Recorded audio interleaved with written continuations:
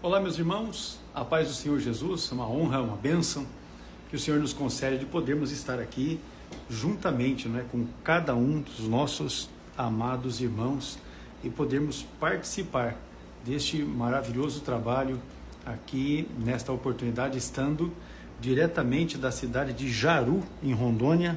Nós estamos no Hotel Paraná, paramos aqui para podermos realizar a live de hoje, a nossa aula de número 161, e também prosseguiremos a nossa viagem na sequência. Nós queremos aqui engrandecer a Deus pela vida de cada um dos nossos amados irmãos e dizer que hoje nós estaremos... Olha, irmão Salomão, Deus abençoe, Pai do Senhor, meu jovem, tudo certinho? Nós estaremos iniciando hoje uma nova série de perguntas e respostas nossos alunos, pelos seguidores do perfil do CETADB aqui no Instagram, também seguidores do perfil do pastor Ciro Zibordi, que tem junto conosco realizado esse trabalho desde março de 2020. Pastor Ciro, a paz do Senhor, meu irmão, tudo certinho, na bênção? Paz do Senhor, pastor Hércules, tudo bem? Está chegando bem aí meu áudio? Tudo jóia, está na bênção, maravilha. A imagem também, tá maravilha. Ótima. Deixa eu só afastar um pouquinho aqui, para ajustar a distância. Pronto. Está no jeito. Eu estava dizendo, pastor, eu estou agora em Jaru, em Rondônia. Jaru? Estamos viajando, eu parei aqui no Hotel Paraná. O pessoal aqui do hotel, Dona Rosa, recepcionista, lá disse que vai acompanhar a live conosco hoje aqui. Olha que bênção.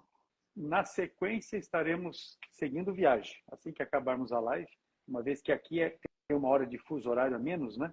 Sim, então, acabando a live, nós ainda vamos seguir viagem, porque o nosso compromisso é grande. Aí tem uma Deus hora. tem estado... Tem uma hora a menos, né? Acho que isso é até bom. Acho que isso, em algum momento, acaba sendo bom. Especialmente para a gente que tem... Especialmente para a gente que está viajando e que tem compromisso. É verdade. Para estar cumprindo. Acaba então vai ser tudo bem. Ajudando, né? Não tenha dúvida. Pois bem, meu pastor, eu estava informando também os irmãos que hoje nós iniciamos, através dessa aula número 161, uma nova série de perguntas e respostas. O tema nesta feita é sobre perguntas bíblicas. E nós vamos seguir, então, a partir de agora, com as nossas próximas aulas nesta temática perguntas bíblicas. Oportunamente, nós retomaremos a temática sobre escatologia para os irmãos. Mas é importante lembrar, ainda que eu não tenha aqui em mãos o material, que se você desejar realizar o curso de escatologia através do CETADB, que é o material que o pastor Ciro Zibordi escreveu, você pode acessar o nosso site e estar adquirindo o curso de perguntas escatológicas para aí o seu crescimento nesta área da doutrina escatológica, que é um tema bastante importante para a nossa vida cristã. Mas agora para frente, nos próximos dias, nas próximas aulas, nós vamos estar... Eu deixei fixado aí o site da escola, do CETAD, para que os irmãos possam. Pois bem, meu pastor, as suas considerações iniciais, e assim nós já estaremos dando prosseguimento aqui com os temas. Eu separei o texto de Mateus capítulo 3, os versículos 11 e 12. Então, após as suas considerações, eu vou fazer a leitura do texto. Muito bom. Nós gostamos muito de escatologia, né? Eu sou suspeito para falar. Especialmente, mas é importante a gente abordar outras questões também, né? Os irmãos sempre nos enviam questões, as irmãs estão sempre perguntando, e são questões importantíssimas também. Então, essa série que está começando agora, ela é muito relevante, muito necessária, e essas perguntas, os irmãos que estão chegando aí vão perceber, ainda tem pouca gente aqui, né? Quer dizer, pouca gente não, já tem um número bom. Só vai chegando. Mas hoje é dia de futebol, né? O pessoal, acho que tem gente que fica ligada nisso aí. Que acabaram de dar um grito aqui, deve ter acontecido alguma coisa aí. Mas vocês que estão aqui presentes, cliquem aí no aviãozinho, convidem as pessoas, tirem print da tela, curtam, né? Porque quando vocês curtem, clicam aí no coraçãozinho, né? E isso também ajuda a impulsionar a live, tá certo? E vai ser um prazer iniciar essa nova série sobre perguntas bíblicas gerais, né? Claro que isso aí. Uma ou outra aí vai ter alguma coisa a ver também com escatologia. Não tem mas não são específicas de escatologia, né? São mais gerais. Isso é importante também a gente mencionar que as perguntas que nós estaremos aqui compartilhando com os nossos irmãos são perguntas que os próprios alunos, né, irmãos e irmãs, nos enviam. Em algum momento o que a gente faz é apenas uma correção de texto, de concordância e tal, mas a gente procura deixar bem fiel àquilo que os próprios irmãos nos enviam. Então, as perguntas que os irmãos quiserem, vocês podem colocar como comentário aqui na live, nós vamos estar fazendo o registro devidamente, para que nas lives futuras os irmãos também tenham as respostas. O caso é assim, nós temos já uma série de aproximadamente 60 a 70 perguntas que serão respondidas nas próximas lives. E aí as que forem feitas a partir de hoje vão ser colocadas na nossa listagem, na sequência dessas que nós já temos. Então, vamos lá iniciar a nossa aula de hoje, a de número 161, hoje, dia 26 de julho de 2023. Mateus capítulo 3, versículos 11 e 12 diz assim: E eu, em verdade, vos batizo com água para o arrependimento, mas aquele que vem após mim é mais poderoso do que eu. Não sou digno de levar as suas sandálias. Ele vos batizará com o Espírito Santo e com fogo. Em sua mão tem a pá, e limpará a sua eira, e recolherá no celeiro o seu trigo, e queimará a palha com fogo que nunca se apagará. Então, a pergunta primeira que nós temos, pastor Ciro, é a seguinte: o batismo com fogo que João Batista citou, não se refere à condenação que ele cita sobre a palha que será lançada no fogo? Muito bem. Batismo com o Espírito Santo e com fogo, ou batismo no Espírito Santo e fogo, né?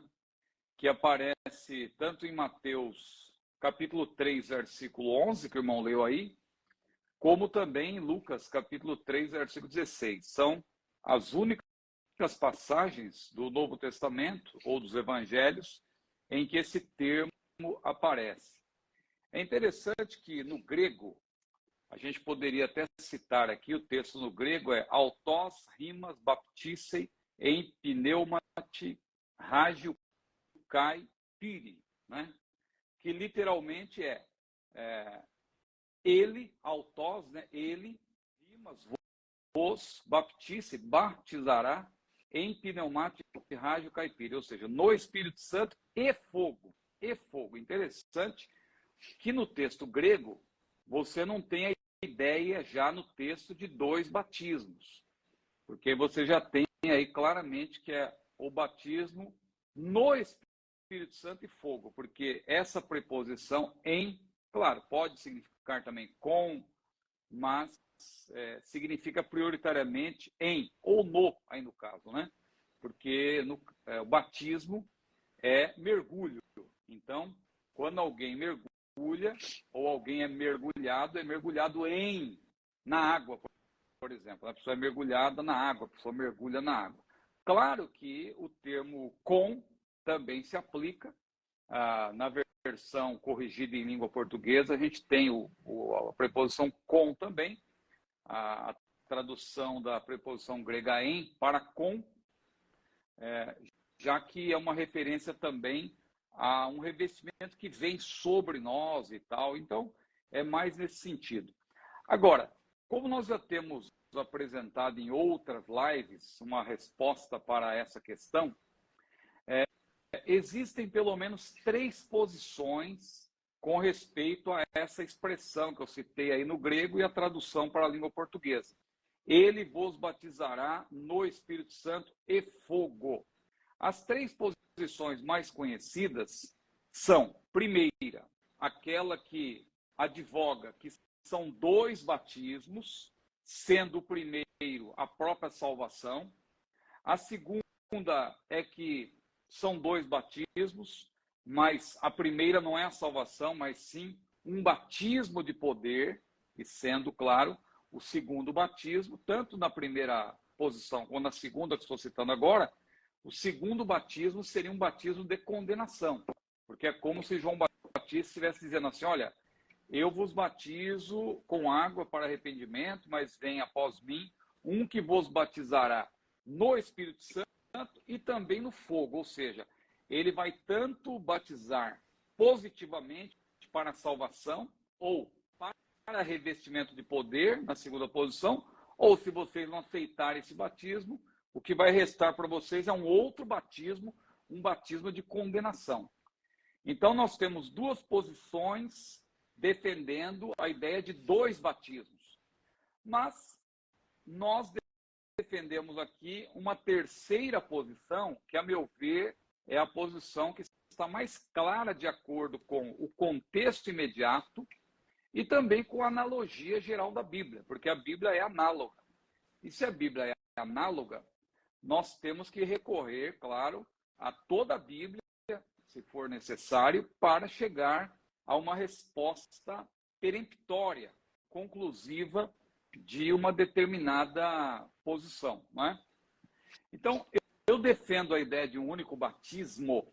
Eu já fiz questão de citar o texto grego, porque esse texto grego que eu citei, ele dá a ideia realmente de um único batismo. Ou seja, João Batista estaria falando do batismo no Espírito Santo e fogo. Uma coisa só, é um termo só para uma única experiência. Até porque João Batista, ele estava falando com aqueles que estavam recebendo o batismo com água, ou em água. Ou seja, eram pessoas que estavam crendo na sua mensagem. E como elas criam na mensagem, elas eram batizadas ali em água, como confirmação de que estavam recebendo a salvação de Deus, naquele sentido, né? Que João pregava. E ao receberem essa bênção da salvação e terem essa bênção confirmada por meio do seu testemunho público, que envolvia aquele batismo em água, porque o batismo em água, o seu propósito é justamente fazer com que a pessoa torne pública a sua confissão para a salvação. Para essas pessoas, João Batista dizia o seguinte: olha, eu vos batizo com água, ou seja, vocês estão recebendo o batismo com água, vocês estão crendo na minha pregação, que eu preguei o arrependimento que vocês creram, então eu estou batizando vocês com água, só que tem o seguinte: vem alguém depois de mim, e esse alguém é maior do que eu, e eu não sou digno de, abaixando-me, desatar as correias das suas sandálias. Ele vos batizará com o Espírito Santo e fogo. Então, não há ideia aí de batismo de juízo para aqueles que estavam recebendo a bênção. Seria contraditório, porque se eles já estavam descendo as águas batismais, crendo na mensagem de João, por que que eles estavam também agora recebendo a palavra de que eles receberiam não só um batismo de salvação, mas também um batismo de juízo? Agora, irmão Ciro, tudo bem, mas e o restante? O pastor Hércules leu aí o texto todo e fala também da parte do juízo. Como que nós podemos entender que no mesmo texto em que João Batista ele fala do fogo como juízo, no mesmo texto tem um batismo de fogo que não representa juízo?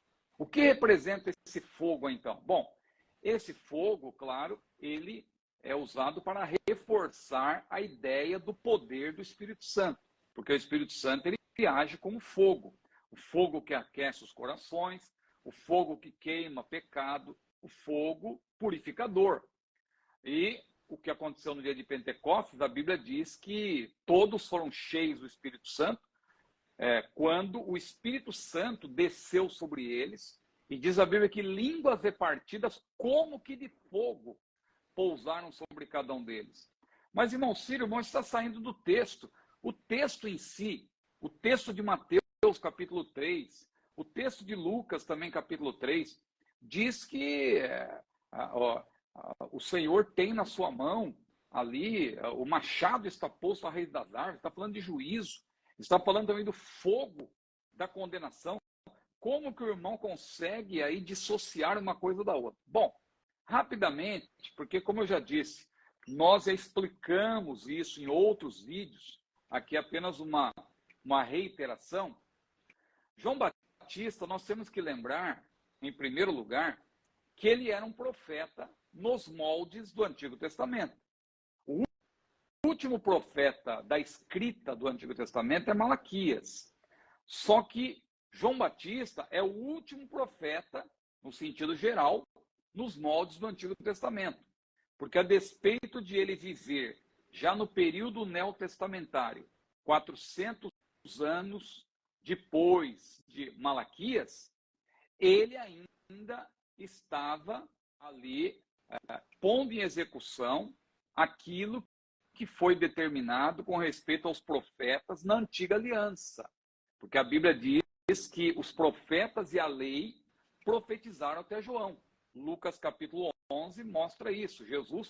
Foi Jesus quem falou que os profetas e a lei duraram até João, porque a lei foi dada a Moisés, a graça e a verdade, diz também João, o evangelista. Lá em João, no capítulo 1, nós vemos que a lei foi dada a Moisés, a graça e a verdade vieram por meio de Jesus Cristo. Vieram por Jesus Cristo. Então, João Batista, ele é o precursor de Cristo e, por meio dele, faz-se a transição entre o Antigo e o Novo Testamento. Jesus inaugura a dispensação da graça, mas João Batista, ele é aquele que faz a transição. Por isso que ele é o último profeta nos moldes do Antigo Testamento. E como profeta nos moldes do Antigo Testamento, nós sabemos que ele não tinha todo o conhecimento a respeito da obra de Jesus no que tange as duas vindas, que Jesus viria a primeira vez e depois viria a segunda vez, como nós hoje entendemos claramente.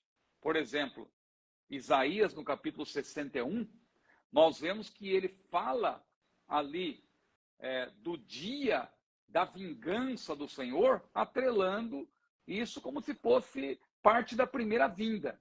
Mas o Senhor Jesus, ao ler na sinagoga em Nazaré o texto que equivale a Isaías 61, ele não leu essa parte do dia da vingança de Deus. Ele parou no ano aceitável do Senhor. Por quê? Até ali dizia respeito à primeira vinda. A outra parte diz respeito à segunda vinda.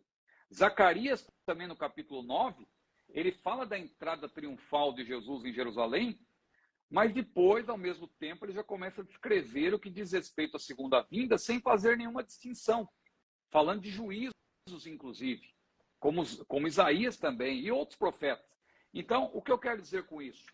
Era comum os profetas do Antigo Testamento entremearem bênçãos com maldições, bênçãos com juízos. Então, João Batista também não faz de modo diferente. Ele fala de Deus julgando, ele fala do fogo do inferno e depois fala do batismo no Espírito Santo e fogo. E esse fogo aí, nesse termo que eu citei, vou repetir aqui o termo em grego, que é autós rimas baptisei em pneumatirrágio caipiri, piri de fogo, né? Daí vem, por exemplo, o termo pirotécnico, show pirotécnico, que é justamente esse termo grego, piri. Então veja, aí diz literalmente, ele vos batizará no Espírito Santo e fogo, né? Uma outra coisa importante é que o batismo, seja ele qual for, sempre refere-se a uma transição. Veja, por exemplo, o batismo em água. A pessoa é mergulhada na água, mas ela não fica lá.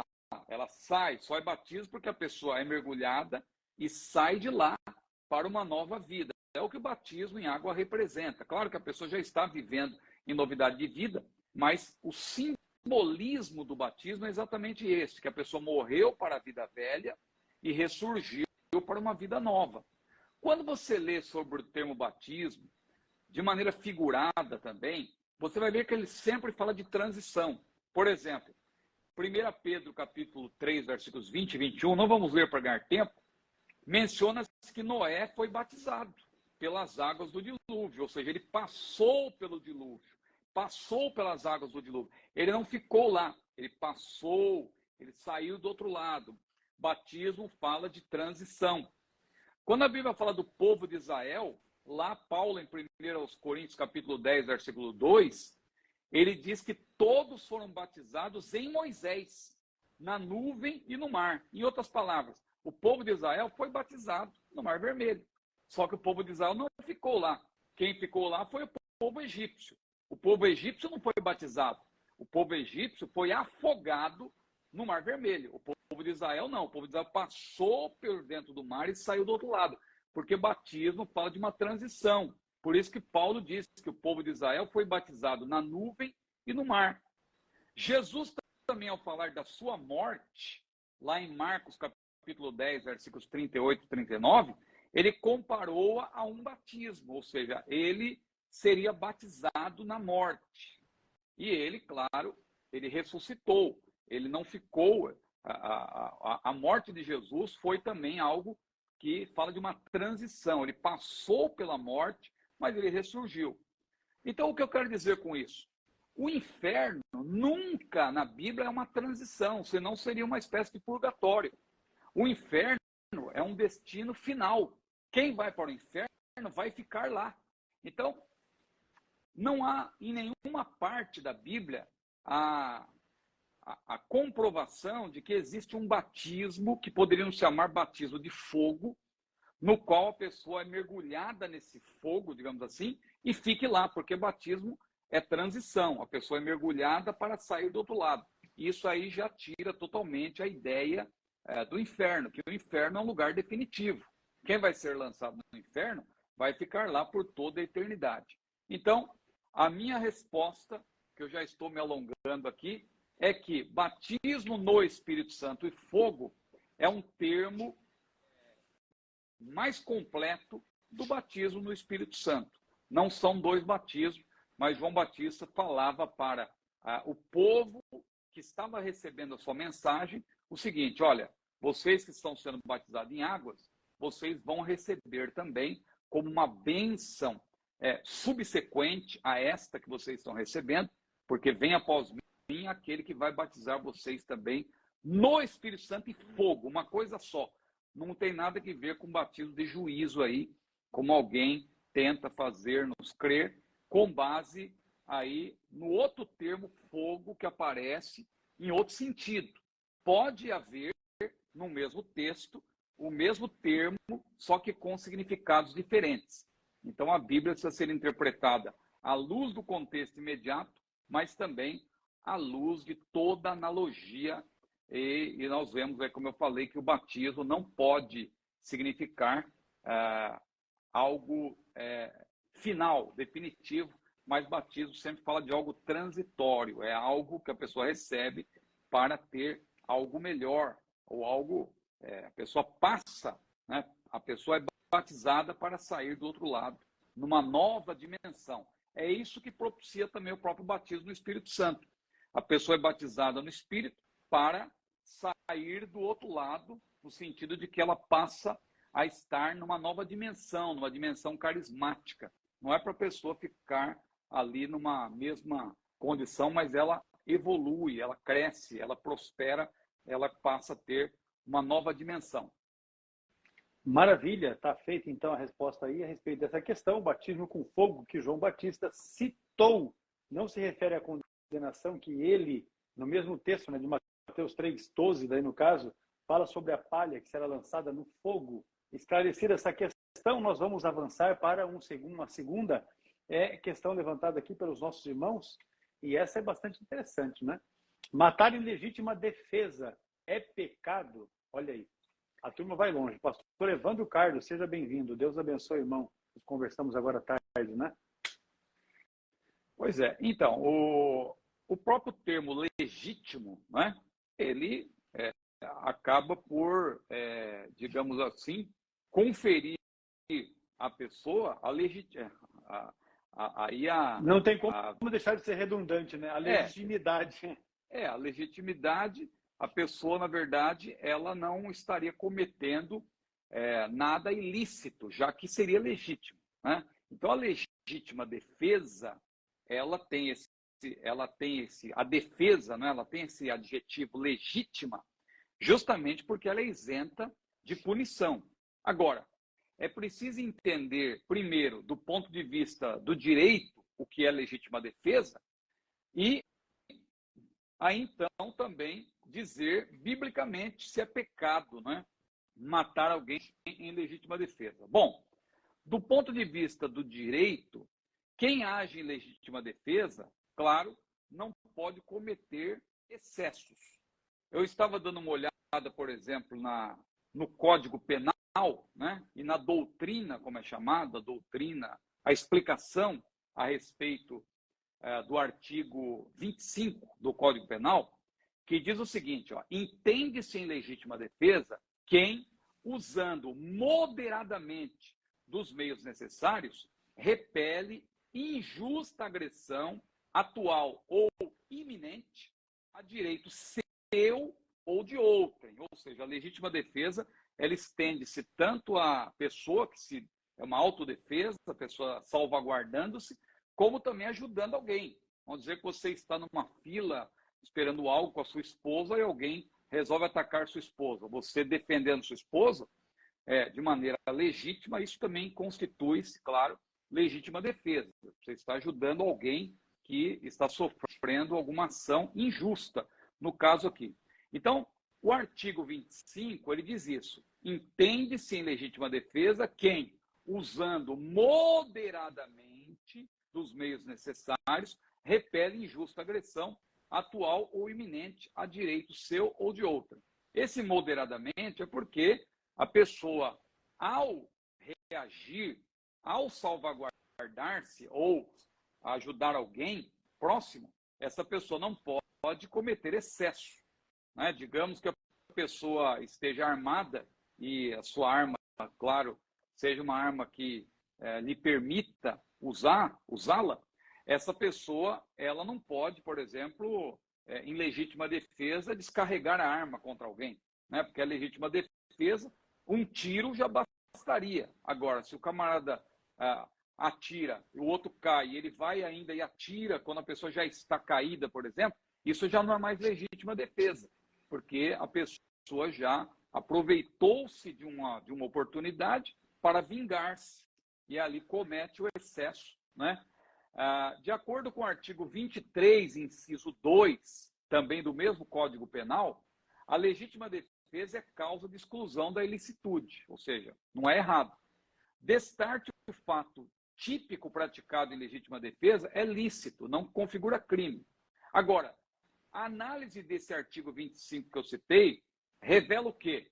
A dependência da legítima defesa aos seguintes requisitos cumulativos, ou seja, todos devem concorrer juntos para, de fato, configurar-se em legítima defesa. Então, primeiro, agressão injusta, ou seja, ilícita, contrária ao direito. Se a pessoa está sofrendo uma agressão desse tipo, ela pode, claro, reagir para defender-se.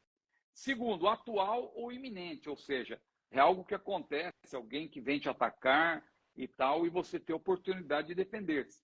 Direito próprio ou alheio, ou seja, você pode defender a si próprio como alguém que estiver próximo a você. Quarto, reação com os meios necessários. E quinto, uso moderado dos meios necessários. Uso moderado, porque você não deve cometer excessos, como o exemplo que eu citei aqui agora. Então, isso, de maneira geral, claro que há muitos pormenores, se você for estudar sobre isso à luz do direito, é um texto muito extenso que você vai encontrar. Eu estou aqui resumindo.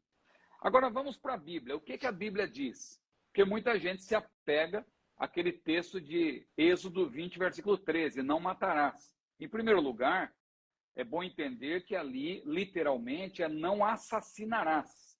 Ou seja, você não deve tirar a vida de ninguém por maldade, por vingança. Não é no sentido de que a pessoa não pode receber uma punição, por exemplo, do Estado, né? Porque às vezes alguém toma esse termo como um termo geral e diz, não matarás. Então, não podemos matar ninguém em hipótese alguma. Mesmo que alguém esteja ali oferecendo risco à sua vida, à vida da sua família, você tem que ficar olhando, quieto, mesmo tendo a oportunidade de defender-se, você não vai fazer nada porque a Bíblia diz não matarás. Então, veja, o sentido aí é não assassinarás. E no próprio livro de Êxodo, a gente poderia ler esse texto, por gentileza, pastor Eco? Capítulo 22, versículo 2, o que a Bíblia diz? Veja, a mesma lei que Deus deu, pela qual ele diz, não matarás, olha o que diz no mesmo livro de Êxodo, capítulo 22, versículo 2. Se o ladrão for achado a minar e for ferido e morrer, o que o feriu não será culpado do sangue. Então veja, se o ladrão for achado a minar, ou seja, roubando, né? Se o ladrão for achado roubando e for ferido e morrer, o que o feriu não será culpado do sangue. Por quê? Pela lei, essa defesa é legítima. É legítima. Pela lei de Deus no Antigo Testamento, é legítimo você defender-se, você defender o seu patrimônio, defender a sua família.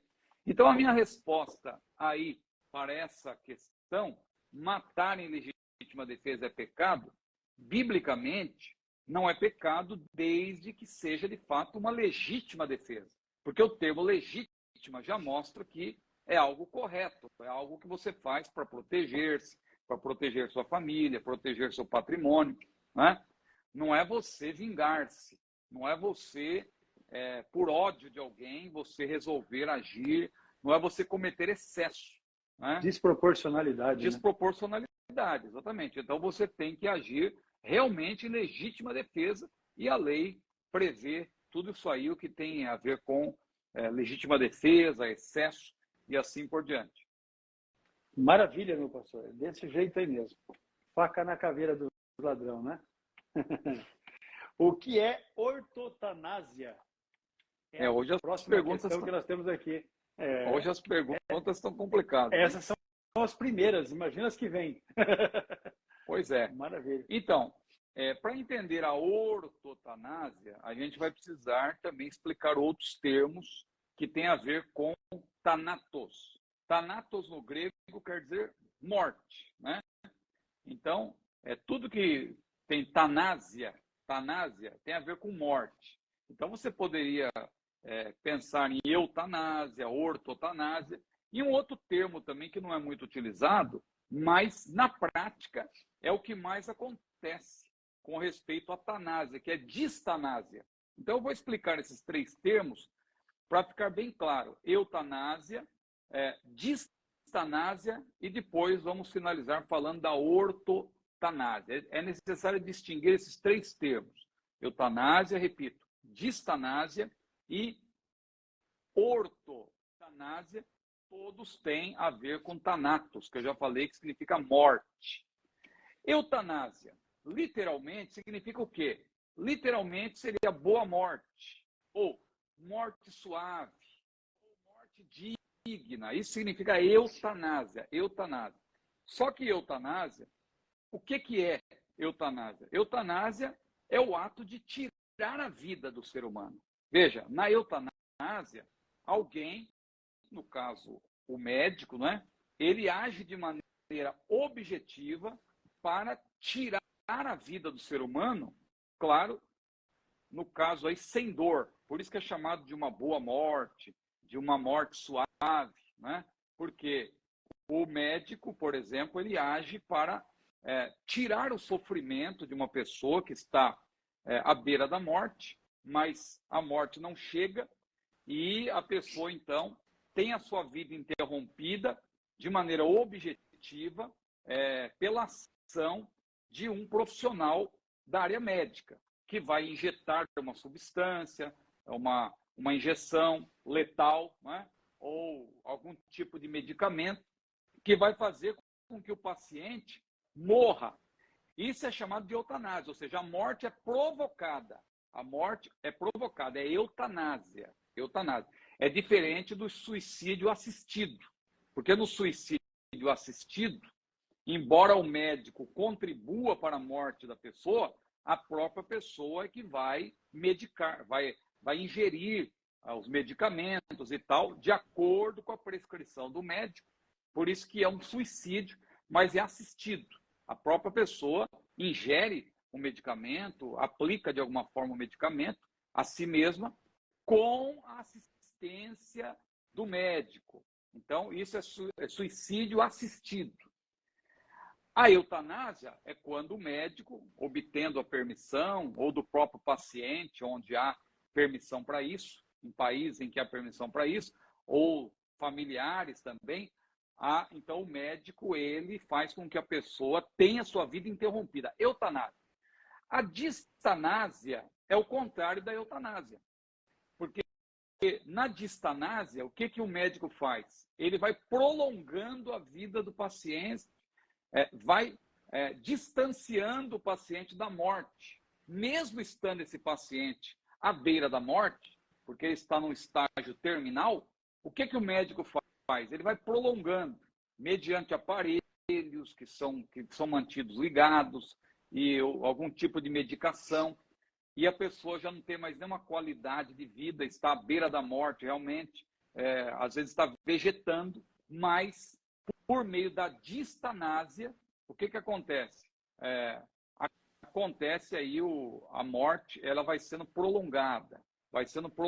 É uma morte difícil, penosa, porque há um prolongamento do processo da morte por meio do tratamento que apenas prolonga a vida biológica do paciente sem qualidade, sem dignidade. Se na eutanásia a preocupação principal é com a qualidade da vida remanescente, na distanásia a intenção é se fixar na quantidade de tempo dessa vida e de instalar todos os recursos possíveis para prolongá-la ao máximo. Então, veja, na distanásia, a vida é prolongada o máximo que se pode. E na eutanásia... está acontecendo com o piloto Michael Schumacher, né? O que está acontecendo com ele é justamente isso. A gente não tem informação, a família não quer revelar, declara, fez um pacto também com a imprensa alemã de não divulgar, mas eu acredito que se estivesse tudo bem, eles fariam questão de divulgar, né? Mas, pelo que tudo indica, a situação tá ruim e eles estão mantendo ali, com alguma esperança de que haja uma reação, mas o que está acontecendo na prática é o que nós falamos aqui, a distanásia, ou seja, adia-se o máximo que pode a morte. É o que está acontecendo aí com esse piloto, o Michael Schumacher, né? Agora, vamos então para a ortotanásia. Tendo o entendimento do que é eutanásia e do que é distanásia, então veja, eutanásia significa entrar em ação com medicamento, com injeção letal para tirar a vida. Tirar a vida. Na distanásia, entra-se também com todos os recursos médicos para prolongar a vida. Então são dois extremos, né? Um extremo é tirar a vida, o outro é manter uma vida sem qualidade, que vegetando, por exemplo, mas mantém-se a distanásia. No caso da ortotanásia, o que acontece? Na ortotanásia, a ortotanásia o que é? É uma conduta médica equilibrada, evitando os extremos, como eu falei, tanto da eutanásia como da distanásia. Esse prefixo aí, em ortotanásia, até um prefixo bastante conhecido, que a gente usa muito, inclusive na Bíblia é muito usado, ortos, aparece, por exemplo, lá em 2 Timóteo, capítulo 2, versículo 15, procura apresentar-te a Deus aprovado, como obreiro que não tem que se envergonhar, que maneja bem a palavra da verdade. Manejar bem a palavra da verdade, ali no grego é ortotomeu, não é uma palavra só. Esse prefixo quer dizer correto, ou seja, manejar a palavra de Deus corretamente, retamente. Então, ortotanásia, literalmente, seria uma morte correta, né? Morte correta. Veja que interessante esse termo que criaram aí, não é? É que pode, né? Na ortotanásia, o que acontece? O indivíduo, estando no estágio terminal, sabe-se de fato que ele vai morrer, que não tem mais jeito, que a situação dele realmente é irreversível, né? Ele é direcionado pelos profissionais envolvidos em seu cuidado para uma morte sem sofrimento, que dispensa, isso é importante, a utilização de métodos desproporcionais de prolongamento da vida, tais como ventilação artificial ou outros procedimentos invasivos. Então, o que acontece na distanásia? Usa-se todos os equipamentos possíveis para prolongar a vida. E o que acontece na eutanásia? Usa-se injeção letal, por exemplo, para tirar a vida. Isso aí, tirar a vida. Matar, para ser bem claro. A ortotanásia não é matar, é você tirar os recursos que prolongariam uma vida sem qualidade. Então, quando você tira esses recursos, acontece na prática uma morte natural, né? Ou seja, segue-se o curso normal da vida. Por quê? Porque a pessoa, naturalmente, ela morreria sem aqueles recursos, porque alguns órgãos do nosso organismo, às vezes a pessoa está comprometida no todo, mas alguns órgãos em particular, eles podem fazer com que a pessoa se mantenha viva, né? Então, determinados equipamentos vão só manter esses órgãos em funcionamento para que a pessoa não seja declarada morta, mas isso apenas vai prolongar até um ponto em que não se sabe quando, né? E são muitos gastos, a família vai gastando dinheiro e também ali vai ocupando o lugar de outra pessoa e tal, e uma série de reclamações que surgem aí desse procedimento conhecido como distanásia. Na ortotanásia, você desligando equipamentos, por exemplo, você faz com que a pessoa ela morra, entre aspas, naturalmente. Então, na ortotanásia, é isso que acontece. A finalidade primordial é não promover o adiamento da morte, sem, entretanto, provocá-la. Ou seja, é evitar a utilização de procedimentos que aviltem a dignidade humana na finitude da vida. Agora, se o irmão me permite, eu sei que as horas estão avançadas, deixa eu só falar da nossa posição oficial, porque a nossa CGADB, ela tem uma posição oficial, que é uma posição contrária à eutanásia. A nossa posição oficial não diz nada sobre a ortotanásia, até porque a ortotanásia, esse termo não é muito utilizado, mas ele é praticado. Porque na ortotanásia não existe não existe, eu ia usar um termo aqui forte, né? Não na verdade, porque na eutanásia o que acontece? O médico, de certa maneira, ele mata, ele tira a vida da pessoa mediante uma ação, né? Claro que não é considerado um homicídio, um assassinato, mas há uma ação objetiva para interromper a vida. Isso é a eutanásia. Não deve ser confundida com a ortotanásia, porque na ortotanásia não se faz nada objetivo para apressar a morte de alguém, ou para declarar, para determinar, a morte de alguém. Apenas desliga-se equipamentos e tal, para que a pessoa possa naturalmente partir. É essa a ideia da ortotanásia. Agora, os defensores da eutanásia, repito, que é o ato de tirar a vida, dizem que essa prática é por piedade ou compaixão, já que o paciente está em estado terminal, né? Há outras desculpas também. A posição oficial da CGADB quanto à eutanásia é a seguinte: é importante esclarecer, repito, que a eutanásia ela é similar ao conceito do suicídio assistido, né? A eutanásia é como se fosse uma espécie de suicídio, mas não é suicídio tecnicamente, porque no caso do suicídio a própria pessoa que tira a sua vida, mesmo assistida por outrem, é a própria pessoa que age no sentido de tirar a vida. No caso da eutanásia, é o médico que vai ali agir objetivamente, com uma injeção letal ou coisa parecida, né? É diferente de deixar a vida seguir o seu curso normal, como no caso da ortotanásia, né? Como eu falei, o exemplo de desligar os aparelhos, claro, não é o mesmo que aplicar uma injeção letal. São duas coisas distintas. Uma coisa é você deixar a vida seguir o curso normal, desligando os aparelhos. Outra coisa é você injetar uma substância na veia da pessoa para a pessoa morrer mais rápido. Então, a CGADB, com base no artigo 5º da Constituição Brasileira, que garante a inviolabilidade do direito à vida, tendo em vista, claro, que não existe direito de se tirar a vida, a CGADB, claro, a Convenção Geral das Assembleias de Deus do Brasil, ela é contrária à eutanásia, não é? Como cristãos, nós entendemos que a vida é um dom de Deus. Só a ele cabe, claro, o direito de dispor desse bem natural, que é a vida. Não cabe a nós tirar a vida, ou seja, por meio da eutanásia, o que é muito diferente, repito, da ortotanásia. Ainda que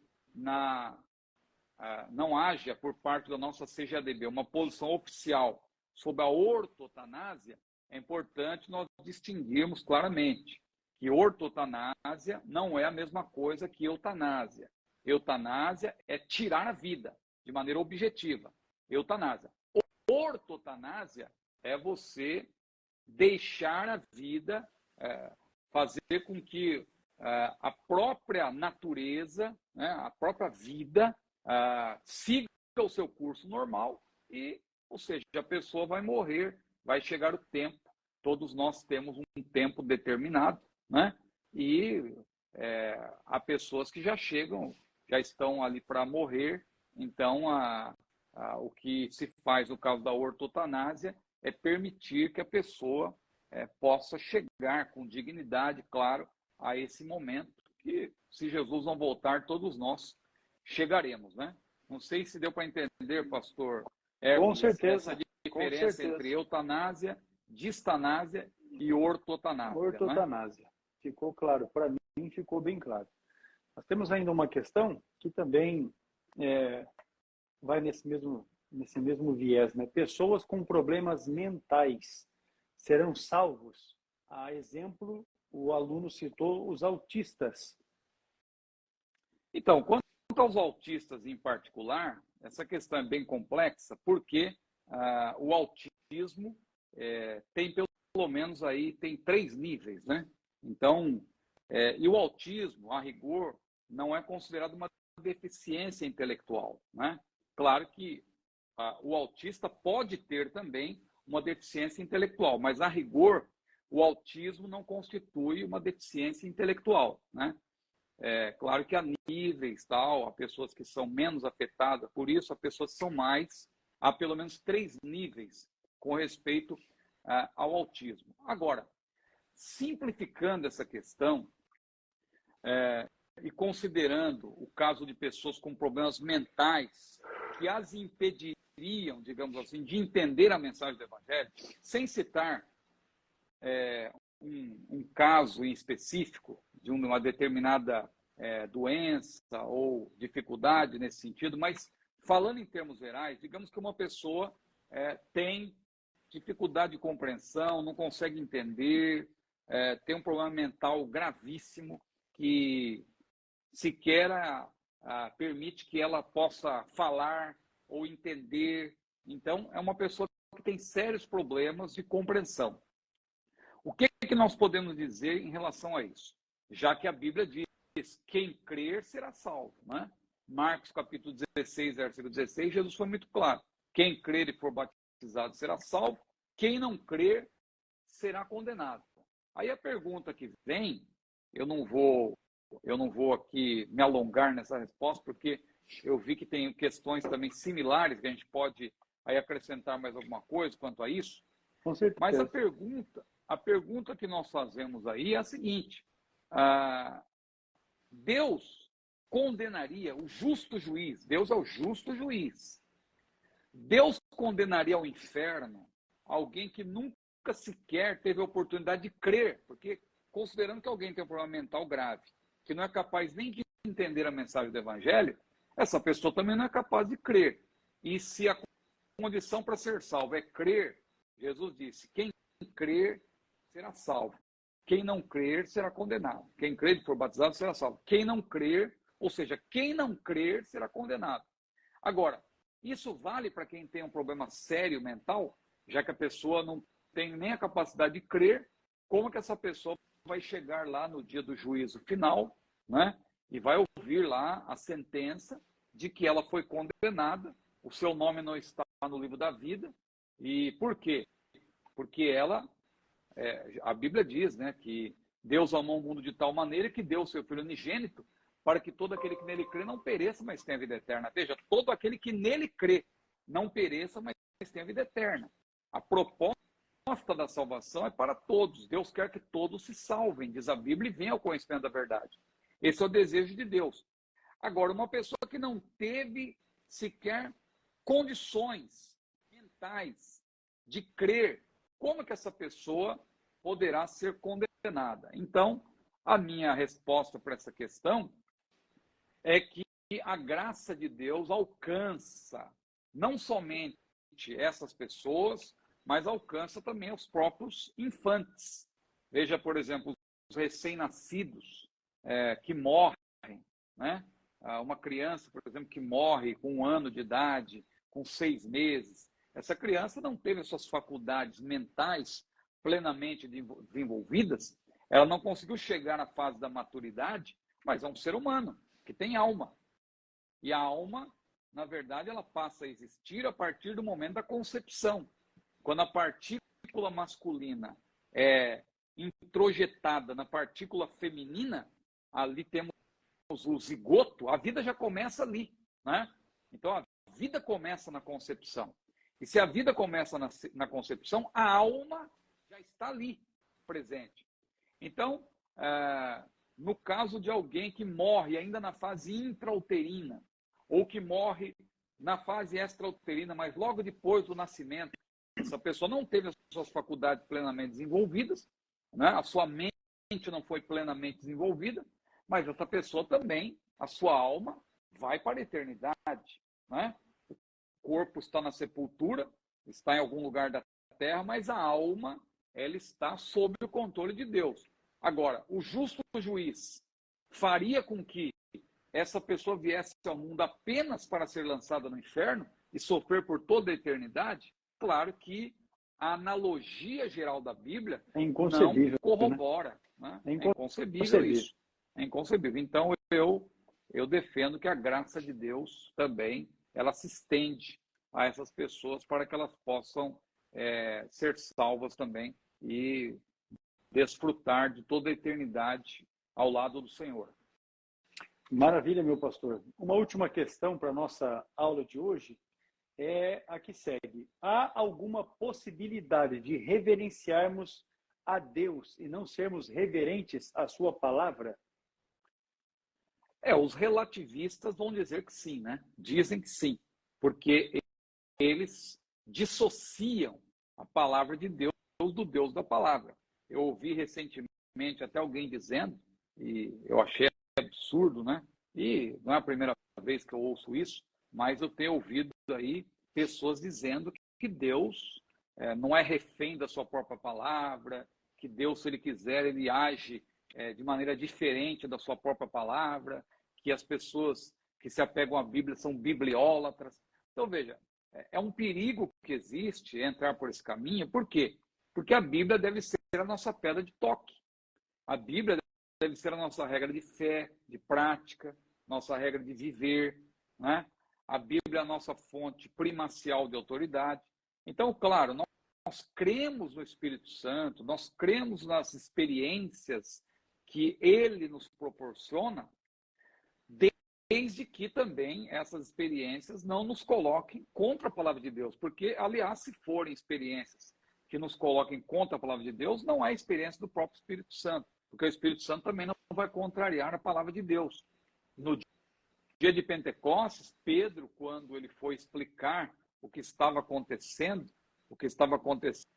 lá no dia de Pentecostes, ele disse: isto é o que foi dito pelo profeta Joel. Ou seja, Pedro fez questão de mostrar que aquilo ali não era algo dissociado da palavra de Deus, né? Então, a pergunta é se há alguma possibilidade de reverenciarmos a Deus e não sermos reverentes à sua palavra. Veja, um novo convertido, ele pode agir dessa maneira. Não, eu creio em Deus e tal, e a Bíblia é mais importante Deus do que a Bíblia. Mas quando essa pessoa é ensinada e ela percebe que não podemos dissociar a palavra de Deus do Deus da palavra, se ela continuar nesse erro, aí já é iniquidade. Porque a Bíblia é clara, não é? Nós não podemos dissociar a palavra de Deus do Deus da palavra. A verdadeira reverência ao Deus da palavra está associada, claro, à reverência à palavra de Deus. Nós poderíamos até ler um versículo que me vem à mente agora, para concluir, né, que as horas já estão me mandando parar. O Salmo 138, versículo 2, é um texto bastante emblemático com respeito a isso, bastante importante, não é? Inclinar-me-ei para o teu santo templo e louvarei o teu nome pela tua benignidade e pela tua verdade, pois engrandeceste a tua palavra acima de todo o teu nome. Olha essa ênfase. Engrandeceste a tua palavra acima de todo o teu nome. Em outras palavras, Deus, ele colocou a sua palavra num patamar que ninguém pode pôr nada acima disso. O próprio nome de Deus, ele colocou pelo menos no mesmo nível, né? Porque a ideia no original, na verdade, é essa, de que a palavra está no mesmo nível do seu próprio nome, né? E é algo que faz com que nós reafirmemos o que eu acabei de dizer, que nós não podemos dissociar a palavra de Deus do Deus da palavra. Então, se algum pregador disser para você, olha, fecha a Bíblia, o que Deus está me dando aqui é uma coisa nova, tal, porque eu tenho compromisso com Deus e tal, e eu conheço um Deus que está acima da sua própria palavra, ele não é refém da sua palavra. Cuidado com isso. Isso aí é relativismo. Isso é relativismo para depois a pessoa valer-se disso para dizer que determinados textos que contrariam determinados pecados da atualidade é o que está acontecendo hoje em dia. Tem certos pecados que as pessoas dizem, não, o mundo evoluiu, a sociedade evoluiu. São os progressistas, né? Como nós estamos estudando na escola dominical, nas lições bíblicas, os progressistas estão com essas ideias aí, né? Teólogos progressistas, querendo atualizar a Bíblia. Não atualizar no que tange a linguagem, mas atualizar no que tange a mensagem, né? E a mensagem da palavra de Deus, ela não se desatualiza. Pedro, inspirado por Deus, ele disse, toda a carne é como a erva, toda a glória do homem é como a flor da erva, secou-se a erva, caiu a sua flor, mas a palavra de Deus permanece para sempre, e é esta palavra que entre nós foi evangelizada.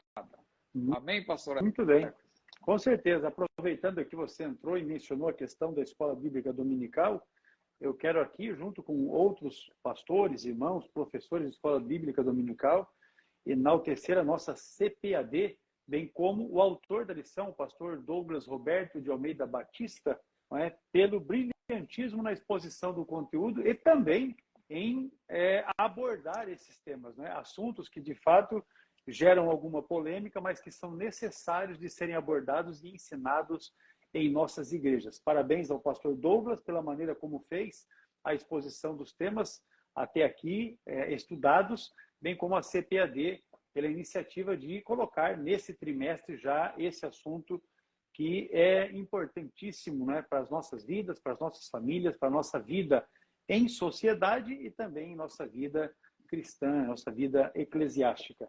Quero aqui aproveitar também para agradecer aos irmãos que se apresentaram, né? Os mineiros, os maranhenses, paraibanos, pernambucanos, tocantinenses, amazonenses e paranaenses, que quando entraram na live disseram, olha, eu sou de tal parte, né? Maravilha. Deus abençoe cada um de vocês. Pastor Ciro, as suas considerações finais, deixa eu dizer para os irmãos, sobre a doutrina do pecado, é certo dizer que receberemos o dom da impecabilidade quando formos glorificados? E os anjos que receberam esse dom depois que permaneceram fiéis ante a rebelião de Satanás? Esta, a última pergunta de hoje, será a primeira da próxima quarta-feira. E os cearenses também estão com a gente. Então, quarta-feira próxima, não perca, nós estaremos diretamente de Apucarana, no Paraná, com a graça de Deus, né? Estaremos lá para, a partir de Apucarana, estarmos então com a nossa aula de número 162. Pastor Ciro, as suas considerações finais. Eu também quero parabenizar a CPAD e o pastor Douglas. Eu já fiz isso, inclusive, em alguns vídeos que eu tenho postado, publicado recentemente. Eu quero aproveitar aqui também que o irmão fez menção. Infelizmente, os progressistas estão reagindo. Estão desviados, né? Os progressistas estão desviados. Eles estão reagindo e tal, e estão querendo criticar mas essa lição chegou numa boa hora e é importantíssimo esse assunto. Pastor Douglas Batista está de parabéns e a CPAD também. Tem um irmão aí que está fazendo menção de Caratinga várias vezes. Realmente eu sou devedor. Esse ano não pude estar lá. Aliás, os irmãos vêm me convidando há alguns anos. Eu já estive, mas já faz muito tempo. Preciso voltar lá, viu? Se Deus quiser, o ano que vem, permitindo o Senhor, estaremos lá. Pastor Ecos, muito grato, viu? E Valeu. que Deus abençoe o irmão. Deus deu um grande livramento para o irmão hoje, né? Com Estamos certeza. em oração ontem, aí. Foi ontem à noite. Foi ontem? Era por volta de meia-noite. Sim. Estávamos rodando e estourou o pneu dianteiro do lado do motorista. Rapaz. Mas, graças a Deus, a gente contornou a situação ali e foi grande o livramento, com certeza. Amém.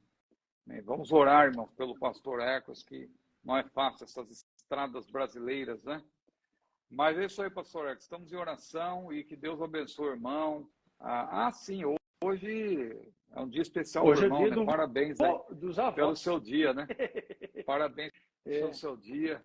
Amém. Deus abençoe o irmão aí, a irmã Eliane, né? Os vovozinhos jovens, né? O vô e a avó da Clara. É uma benção. É isso aí.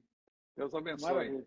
Tá joia. Um abraço, pastor Ciro. Até quarta-feira. Todos os nossos amados irmãos estejam conosco também próxima quarta-feira para a nossa aula de número 162. Deus abençoe a todos. Até a próxima. Deus querendo, dizendo sim. Amém.